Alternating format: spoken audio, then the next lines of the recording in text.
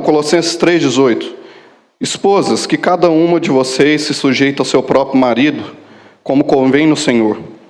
Maridos, que cada um de vocês ame a sua esposa e não a trate com amargura. Filhos, em tudo obedeçam aos seus pais, pois fazer isso é agradável diante do Senhor. Pais, não irritem os seus filhos, para que eles não fiquem desanimados.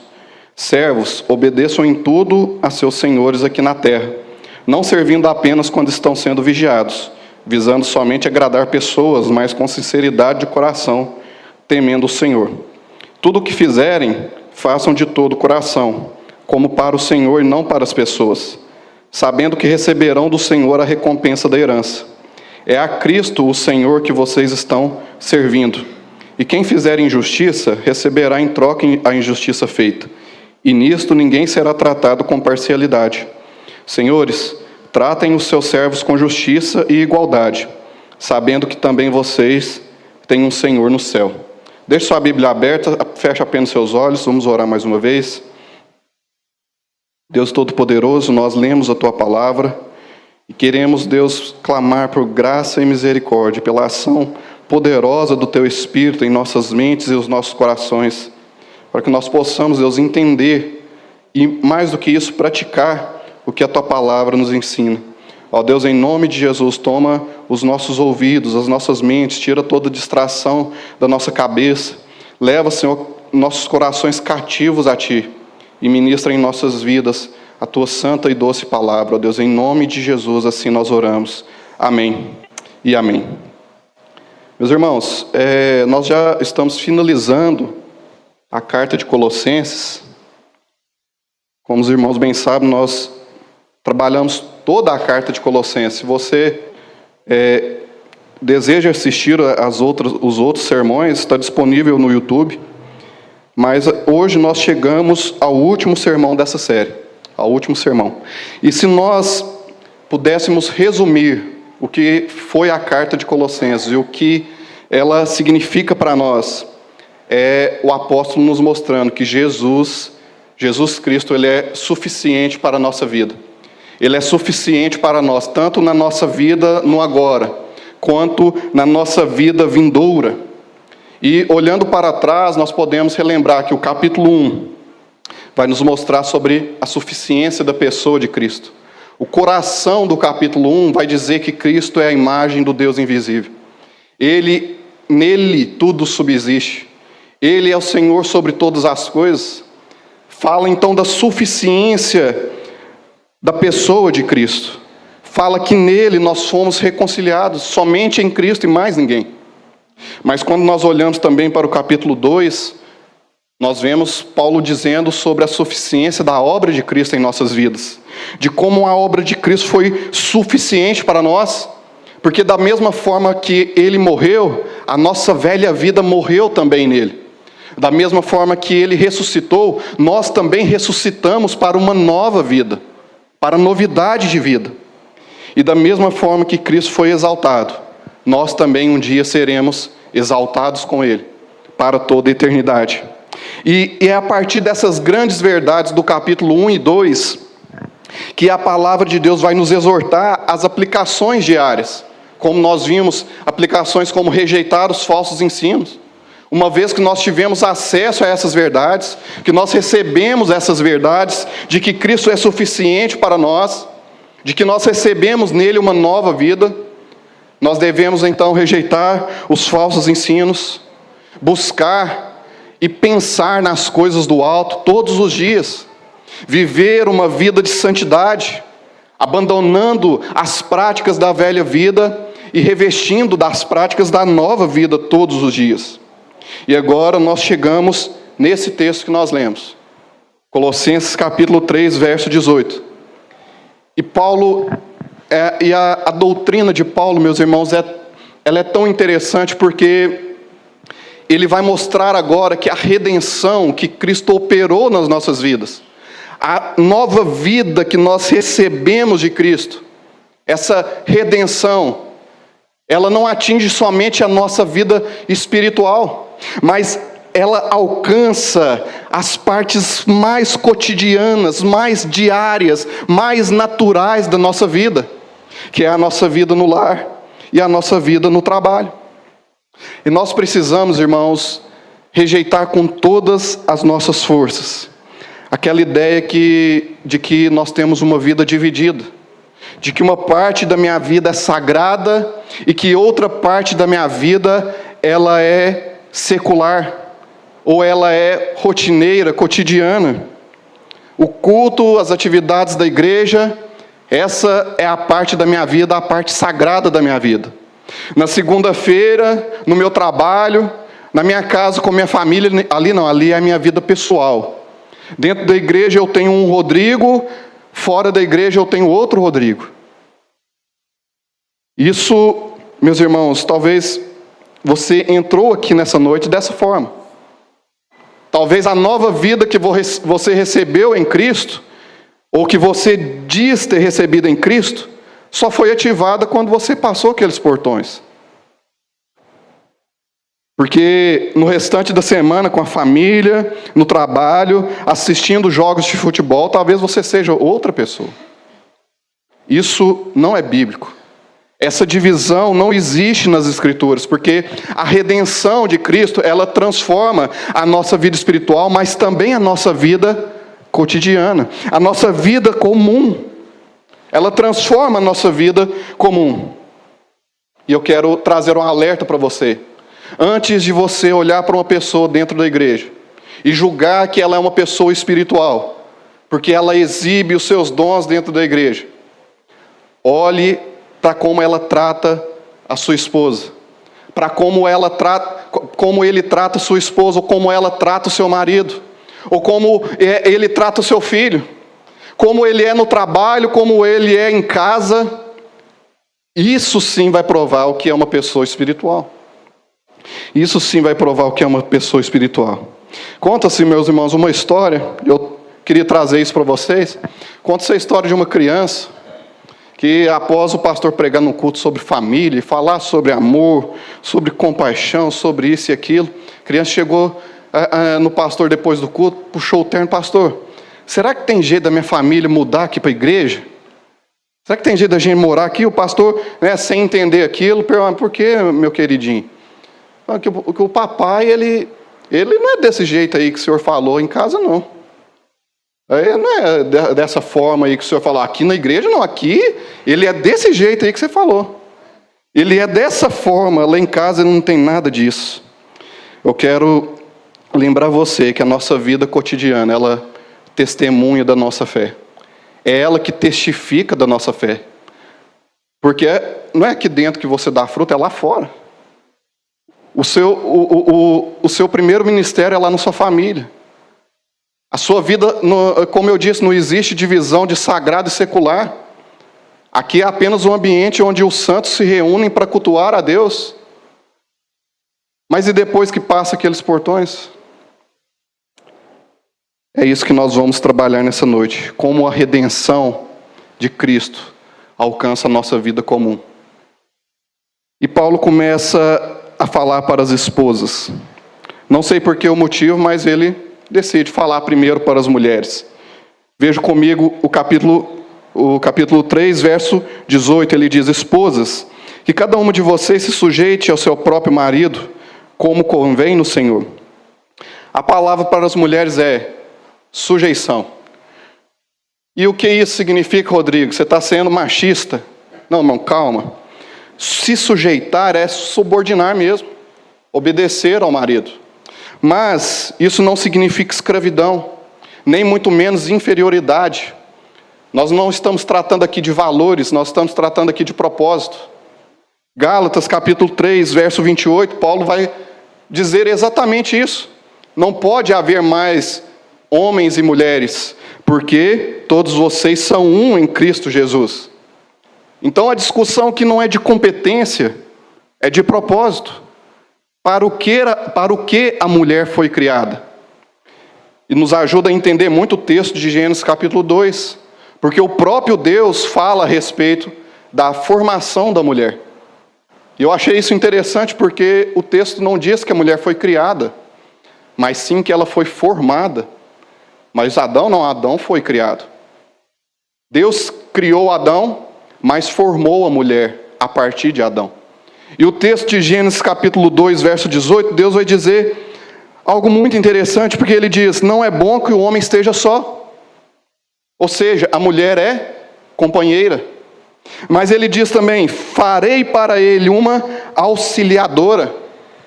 Auxiliadora.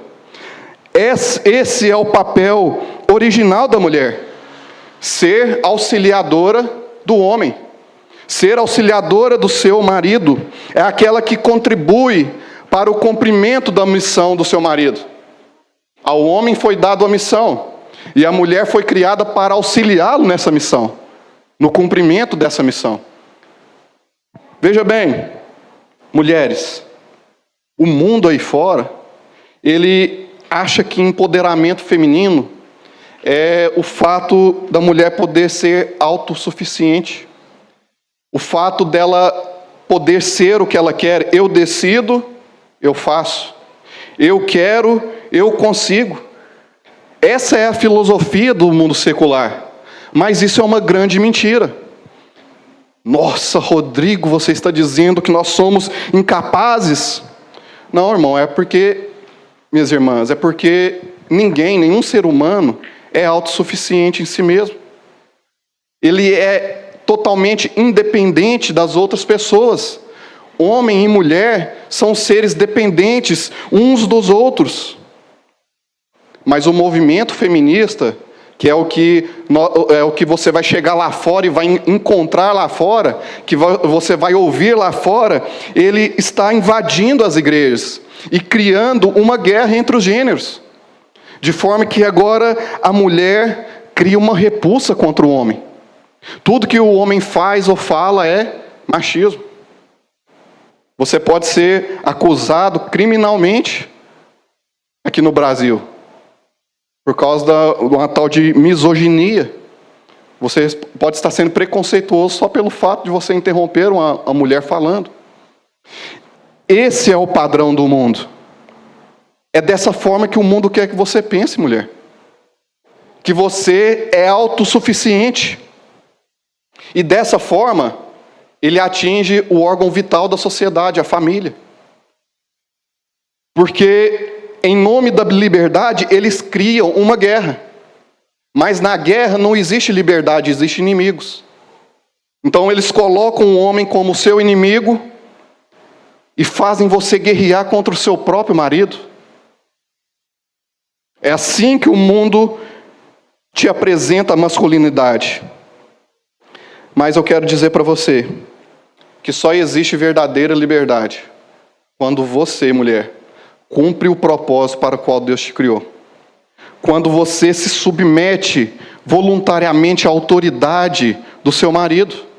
Quando você está debaixo da autoridade do seu marido. Se sujeitando, auxiliando, sendo companheira na missão e no propósito dele. Paulo vai nos esclarecer esse ponto melhor em Efésios capítulo 5, verso 24, porque ele vai nos mostrar de que forma é essa sujeição feminina. Ele vai dizer, como a igreja está sujeita a Cristo. Veja que profundo. Como a igreja está sujeita a Cristo, assim também a esposa se sujeite em tudo ao seu próprio marido. Nós, às vezes, cantamos, proclamamos e dizemos que em Cristo há liberdade. Nós, como igreja, dizemos, em Cristo nós somos livres. E você, mulher, da mesma forma, você diz, no meu marido eu sou livre. Quando eu me submeto ao meu marido, eu vivo em liberdade, na verdadeira liberdade.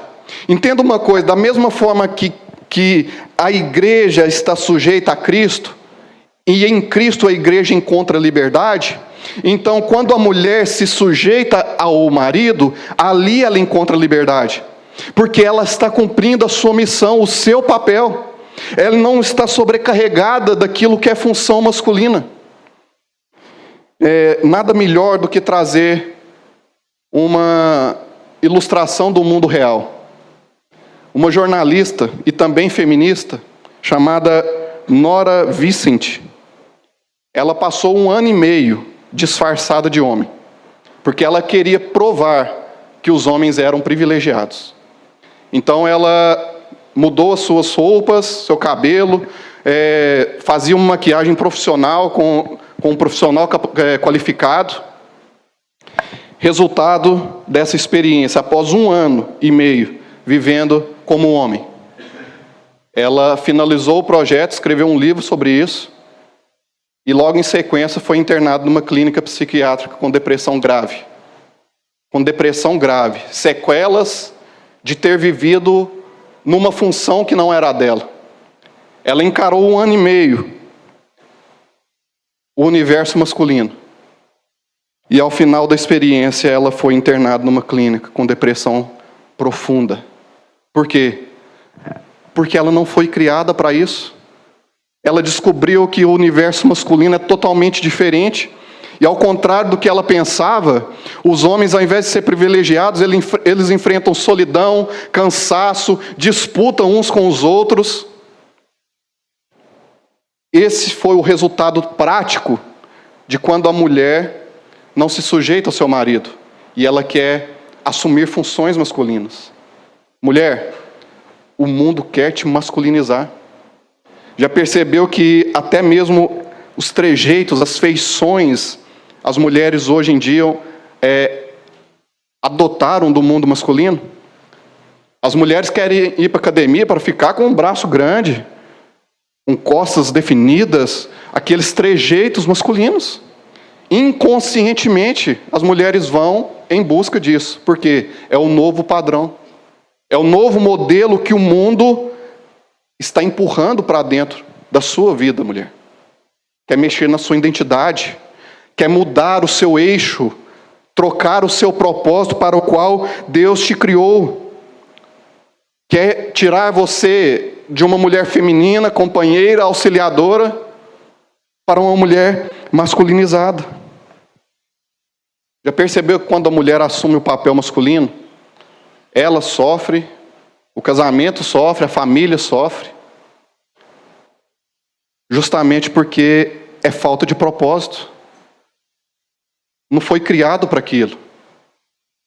Uma mulher, irmãos, uma mulher autossuficiente, que quer ser autossuficiente demais, eu não digo independente, ser independente, dirigir, esse tipo de coisa. Os irmãos têm maturidade para isso.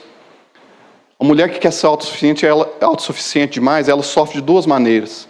Ou ela sofre com problemas no casamento, ou ela sofre de solidão, porque ela nunca vai achar um homem que está à altura dela. Nunca vai achar um homem bom demais para ela, justamente porque ela é autossuficiente. Além de ser companheira e auxiliadora, o que mais caracteriza uma mulher bíblica? Abra comigo em 1 Pedro, capítulo 3.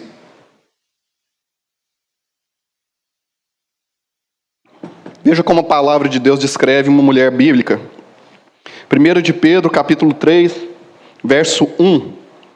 Diz assim: vocês, igualmente vocês, esposa, estejam sujeitas, mais uma vez a palavra sujeitas aqui, ou seja, submissas, cumprindo o propósito para o qual vocês foram criadas. Sujeitas cada um ao seu próprio marido, para que, se ele ainda não obedece a palavra, ou seja, se ele é um descrente, o seu testemunho dentro de casa, diz a palavra em 1 Pedro, que ele seja ganho sem palavra alguma, por meio da conduta da esposa. A esposa que se sujeita ao marido, que cumpre o seu propósito, ela testifica do evangelho dentro de casa, a ponto dela ganhar o marido para Cristo, por causa do testemunho dela. Mas não só isso, verso 3, que a beleza de vocês, mulheres, não sejam somente no exterior, como tranças nos cabelos, joias de ouro e vestido fino.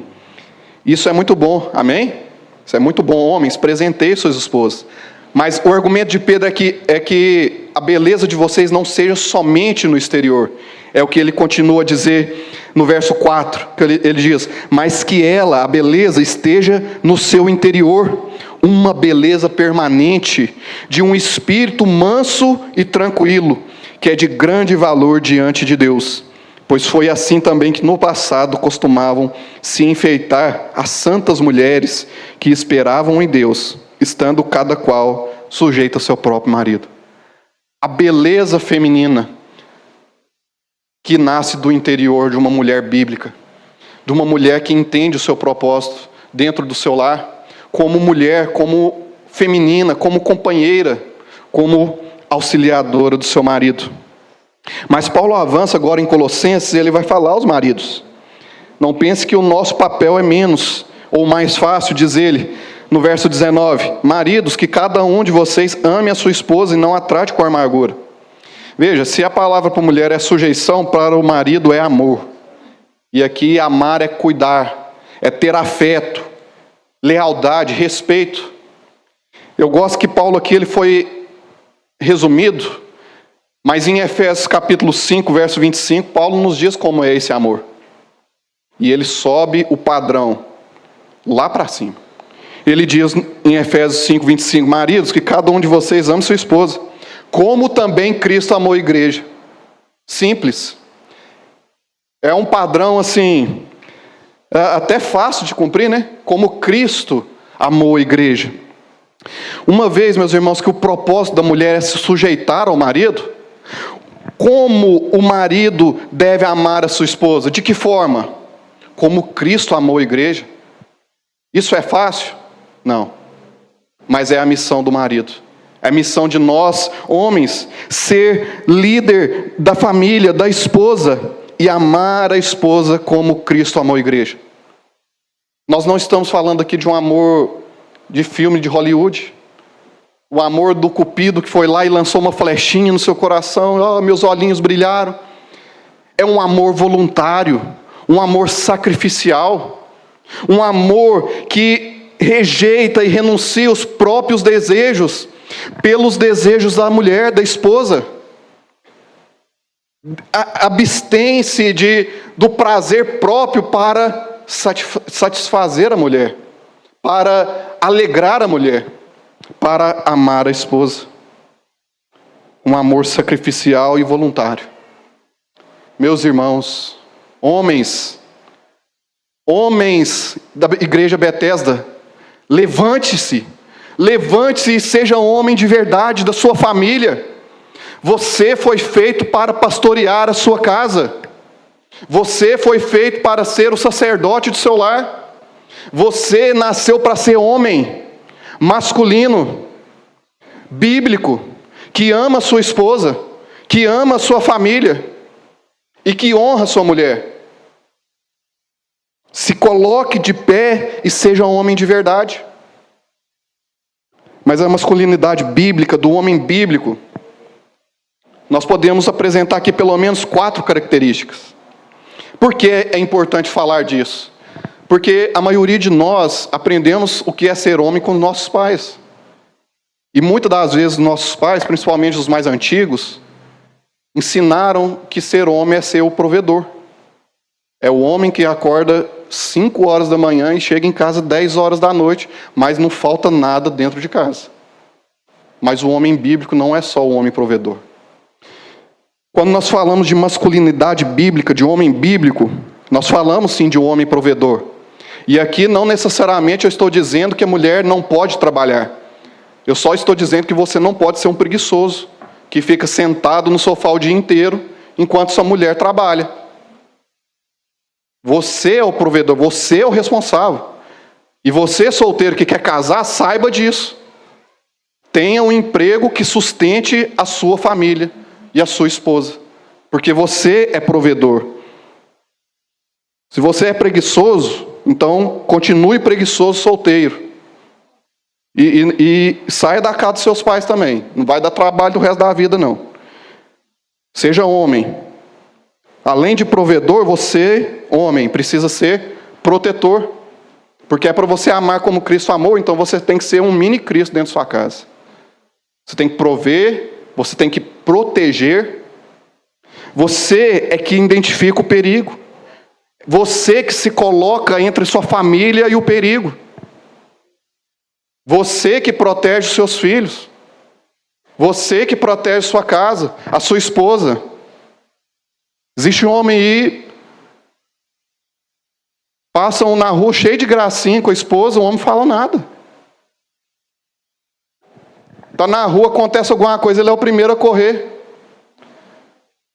Mozinho, tá fazendo um barulho lá no quintal. Meus irmãos, a mulher que vai levantar, protetor. Proteja a sua esposa. Proteja a sua casa. Você não é somente provedor nem protetor, mas você também é sacerdote. É aqui que eu te pego. O sacerdote no Antigo Testamento, ele era responsável por levar o povo. Ele levava o povo a Deus, digamos assim. Ele era o mediador, certo? De certa medida, nós homens somos mediadores. Nós somos sacerdotes no nosso lar. Você é responsável por conduzir a sua família a Cristo. Você é responsável. Existe o pastor da igreja. Mas se eu fosse contar aqui, teria vários pastores aqui. Porque você, homem, você nasceu com a missão de ser pastor do seu lar. Ser sacerdote da sua casa.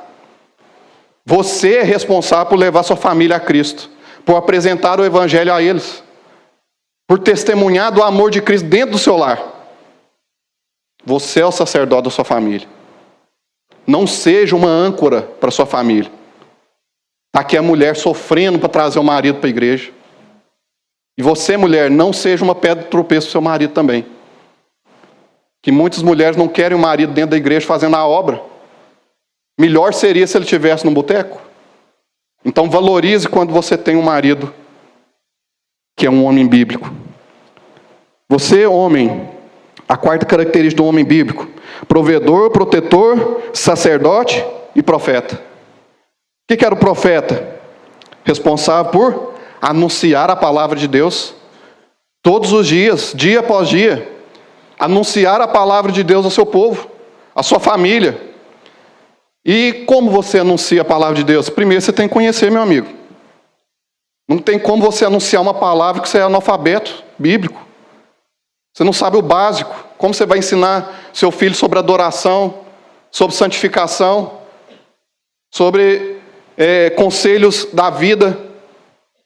Como? Você vai passar conselhos generalizados que o mundo lá fora ensina? Seja honesto, meu filho. Seja trabalhador, meu filho. E daí?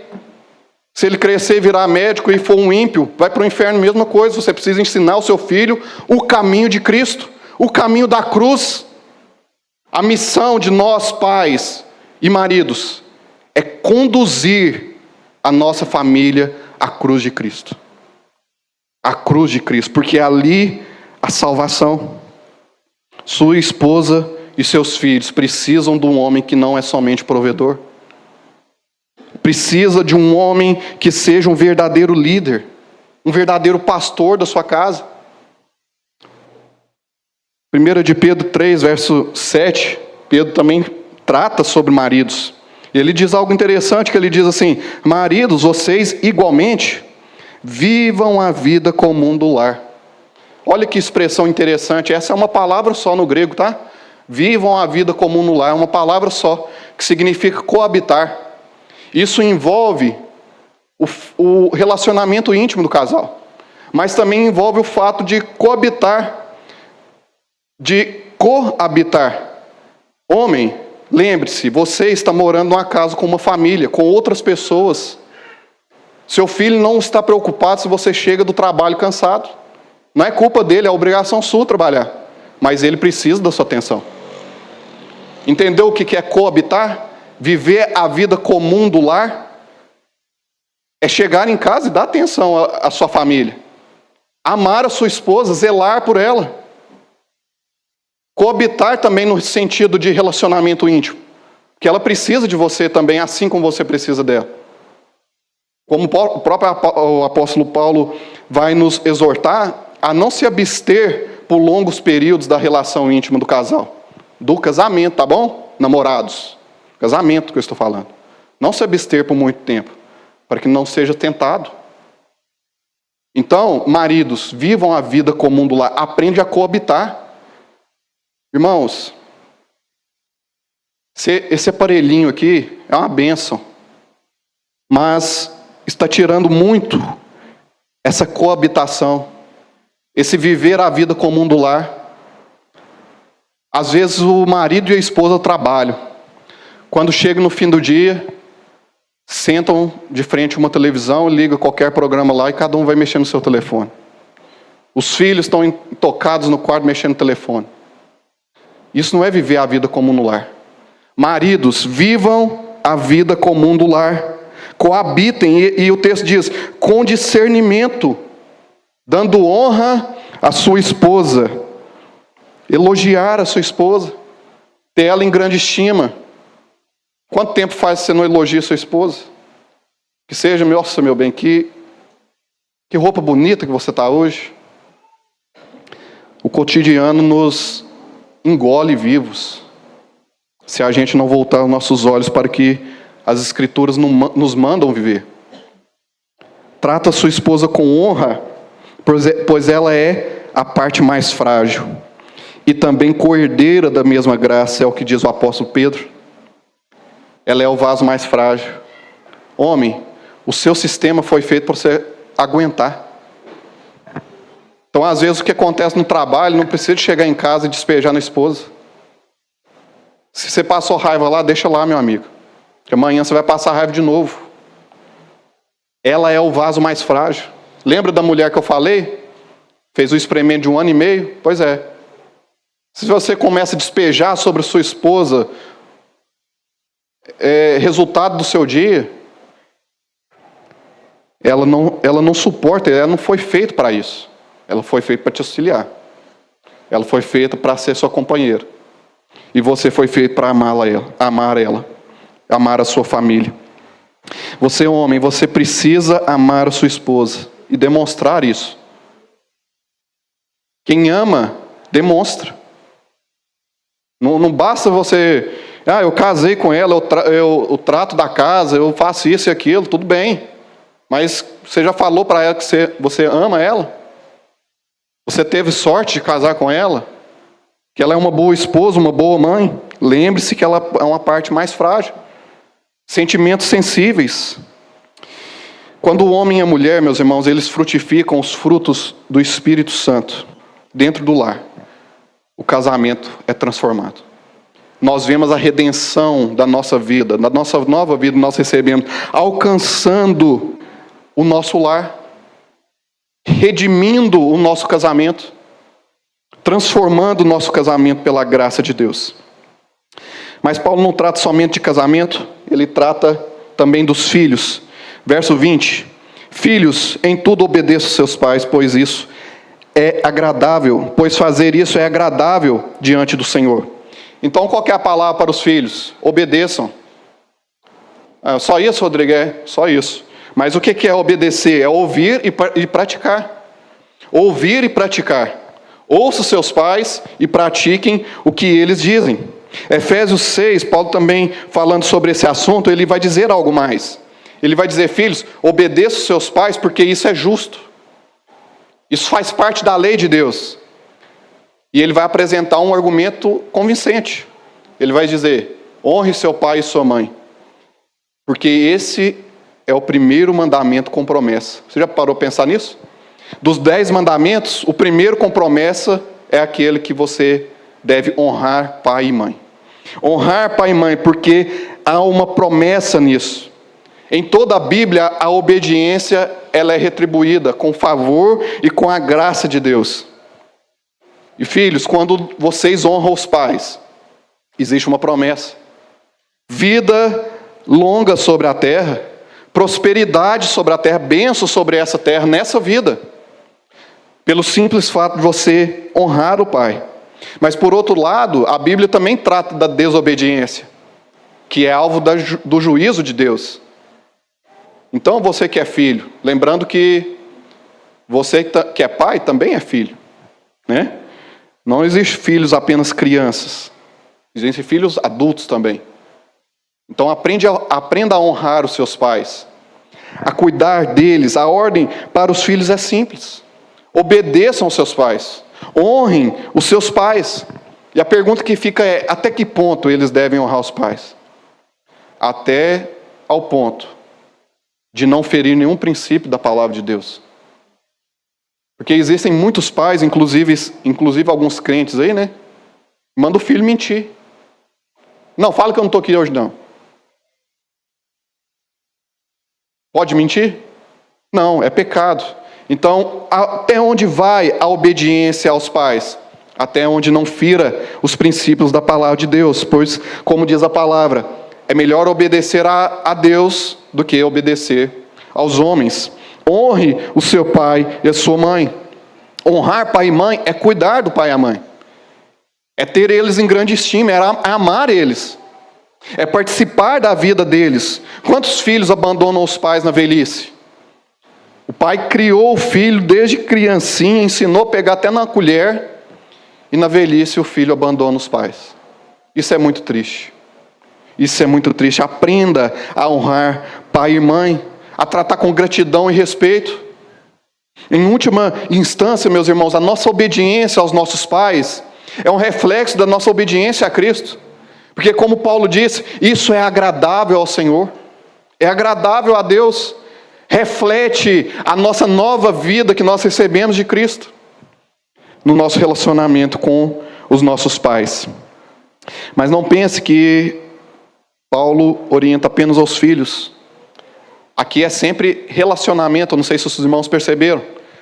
Primeiro dos casais, agora relacionamento de pais e filhos.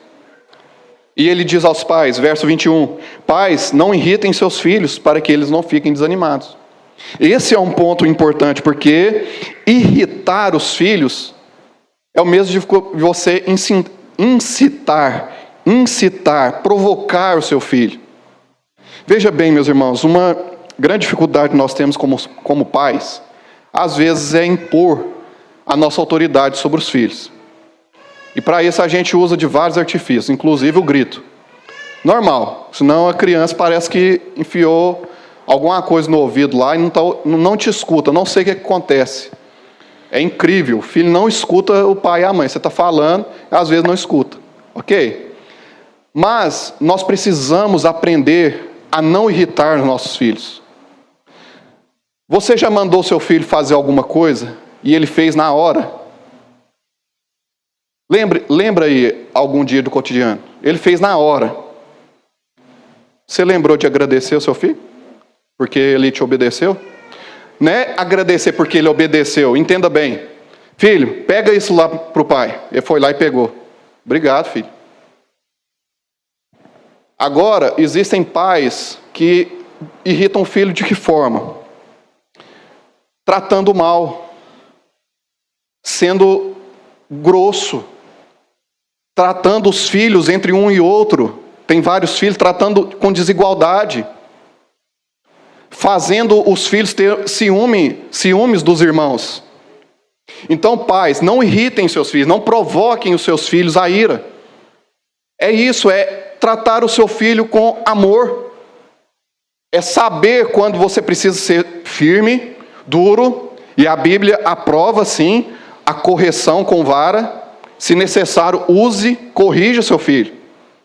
Mas também saiba reconhecer quando o seu filho te ajuda a arrumar a sua casa, quando o seu filho faz algo de iniciativa própria. Quantos filhos não é nem notado pelos pais? Às vezes o filho chega e mostra o pai, pai, olha o que eu fiz, a coisa mais simples. O pai, a mãe, ninguém nota, ninguém parabeniza, ninguém incentiva a criança. Isso é não irritar os filhos. E o que eu acho interessante, um ponto que eu gostaria de ressaltar, é porque quando Paulo diz aqui em cima sobre os filhos obedeçam em tudo seus pais, a palavra que ele usa aqui é pais como genitores, pai e mãe. Mas quando ele diz aqui pais, não irritem seus filhos, ele usa uma palavra específica para pai mesmo, o homem. É como se ele dissesse, pai, vocês pais, homens, Não irritem seus filhos. Porque, de certa forma, a responsabilidade maior de disciplina do lar, como também da educação nos caminhos do Senhor, como também da proteção e provisão, é do homem. Primariamente do homem. A mulher vai auxiliar. A mulher vai estar ali lado a lado, corrigindo, sendo companheira, ajudando na missão do homem de conduzir o lar aos pés da cruz, aos pés de Cristo. Mas a função primária é do homem. E ele precisa não provocar os filhos à ira. Tratar os filhos com crueldade. Só reprova o filho. Só repreende o filho. O filho ou a filha nunca escuta uma palavra de afeto. Nunca tem um momento de família juntos. Nunca leva o filho para passear. Pais, não desanimem seus filhos. Não desanimem seus filhos, mas tratem de criá-los na disciplina e na admoestação do Senhor. Esse é o cerne da educação do lar, da educação cristã do lar. É criar os filhos na disciplina do Senhor. É criar os filhos na instrução do Senhor. É quando o filho chegar e questionar, você dizer: filho, vamos ver o que a palavra nos ensina. Às vezes nós temos vergonha de trazer a palavra de Deus para o nosso dia a dia. Às vezes nós temos vergonha de falar sobre Deus no nosso dia a dia com os nossos filhos.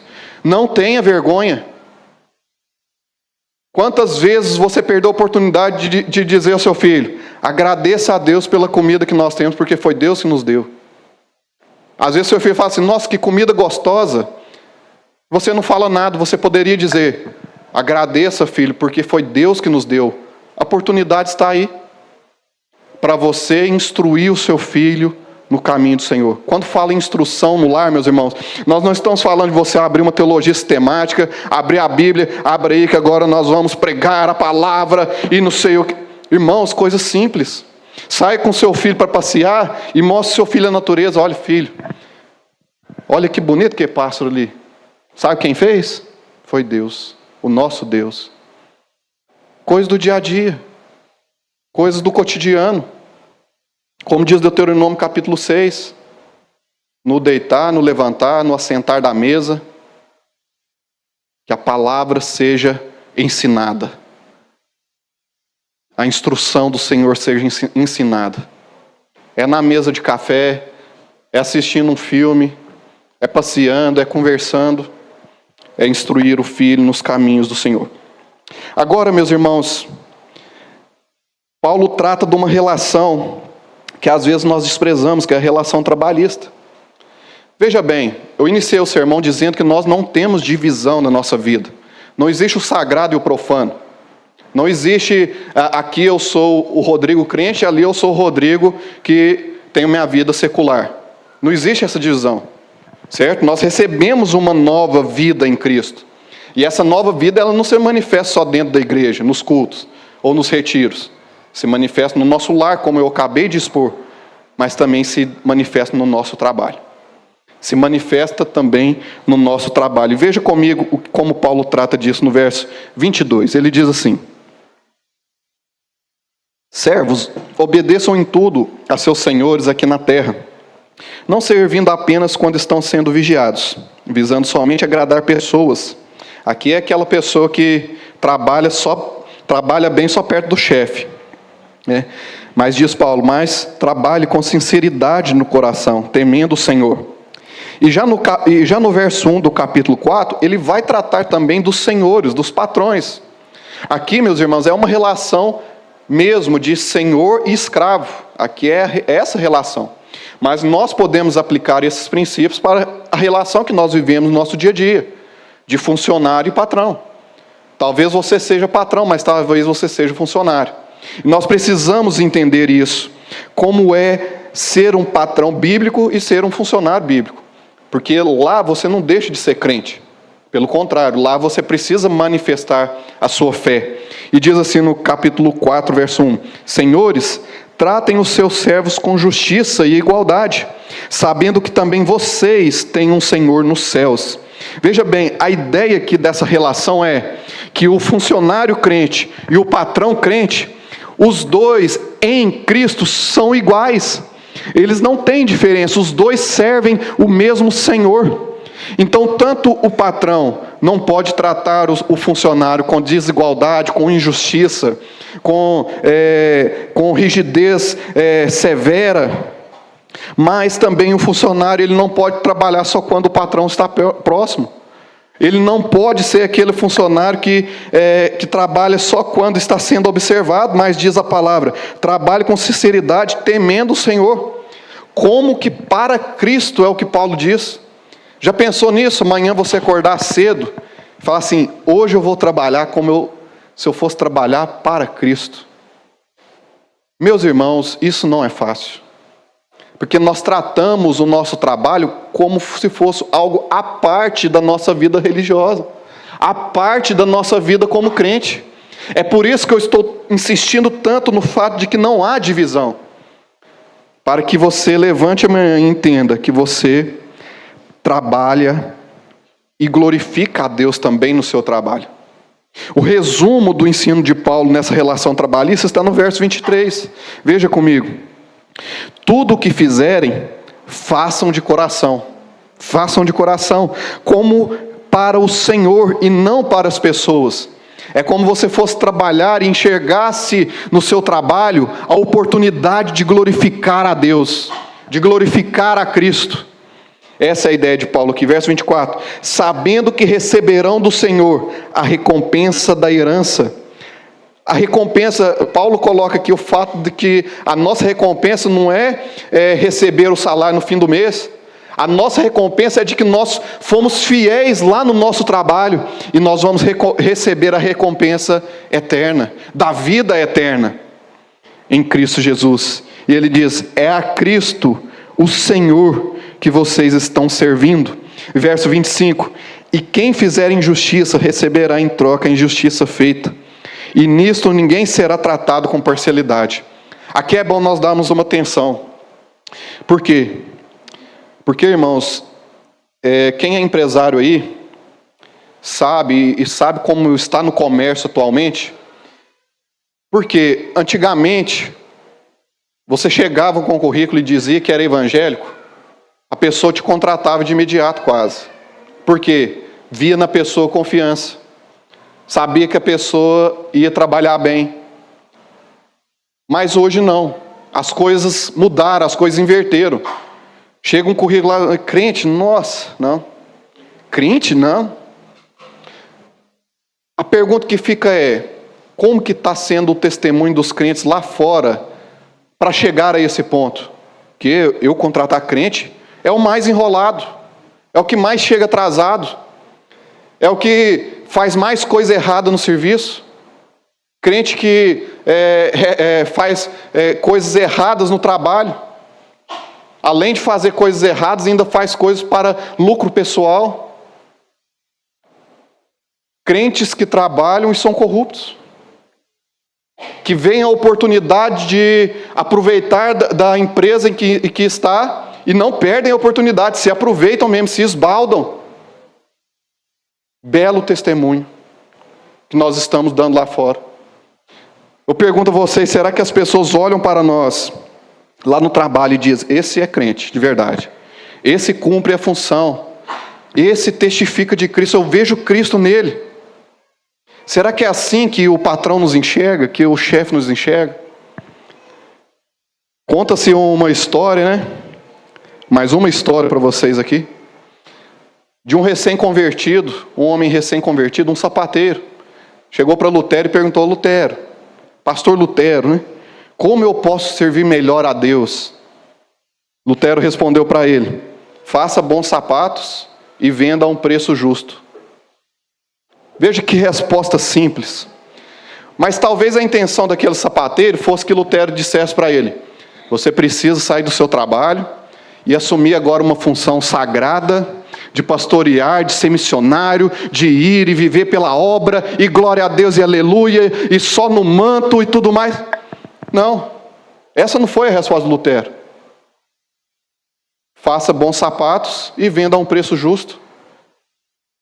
Seja crente no seu trabalho, em outras palavras, seja crente também no seu trabalho. Testifique de Cristo também no seu trabalho. Porque não existe divisão na sua vida sagrada e profana, sagrada e secular. Você precisa testemunhar da sua nova vida lá no seu trabalho. Em todos os aspectos da nossa vida, nós precisamos glorificar a Deus. Então, amanhã, quando você levantar para trabalhar, hoje, quando você chegar em casa para tratar com sua família, lembre-se disso. Como eu posso servir melhor a Deus? Levante-se amanhã e seja um pedreiro melhor. Levante-se amanhã e seja um empresário melhor. Seja um funcionário melhor. Ame mais a sua esposa. Trate melhor os seus filhos. Sirva melhor a Deus. Trabalhe bem, como se fosse para o Senhor. Você, chefe, chefie bem, como se fosse para o Senhor. Amém? Eu quero concluir nessa noite, irmãos, chamando a você. Nós estamos tratando com crentes aqui. Você que diz cristão, anos de caminhada. E eu quero chamar você a colocar a sua vida lado a lado com essas verdades, com aquilo que nós ouvimos aqui hoje da palavra de Deus. Como está a sua vida? Como está a sua família? Seu relacionamento conjugal com sua esposa, com seus filhos, no seu trabalho? Sua vida diária, sua vida prática, como está? A redenção de Cristo alcançou ela também? Ou será que a redenção ficou só aqui nas quatro paredes? Coloque de lado. Eu chamo você a desfazer a divisão que um dia você fez na sua mente. De que aqui você é o santinho e lá fora você é quem você quer ser. Você é crente em Jesus, creu em Jesus como seu Salvador? Então, se você teve a vida transformada, testifique lá fora também. Testifique dentro do seu lar também, que é o seu primeiro ministério. Nós somos chamados a refletir a imagem de Cristo. Dia após dia, ser mais parecidos com Ele. E eu digo isso agora a você que já é crente há muitos anos, mas você que talvez não seja crente, não seja cristão, evangélico. Você que não confessou a Cristo como Salvador, entregou sua vida a Ele ainda. Você não vai conseguir viver isso daqui. Porque isso daqui não é um manual de moralidade, de conduta moral. Isso daqui é a forma de vida de um regenerado, de um salvo do Senhor. Então nós precisamos olhar para a cruz de Cristo. Ele é o nosso exemplo, Ele é o nosso modelo, Ele se submeteu, Ele amou, Ele obedeceu, Ele serviu. Ele é o nosso modelo. Mas é a partir dele que flui a nossa vida. Então nós precisamos nos entregar a Ele e ter o nosso coração centrado somente em Cristo. Porque é dele que flui a fonte da água viva. É dele que flui a fonte da vida eterna. É dele que flui a força para nós vivermos isso na nossa vida diária. Amém? Curva sua cabeça.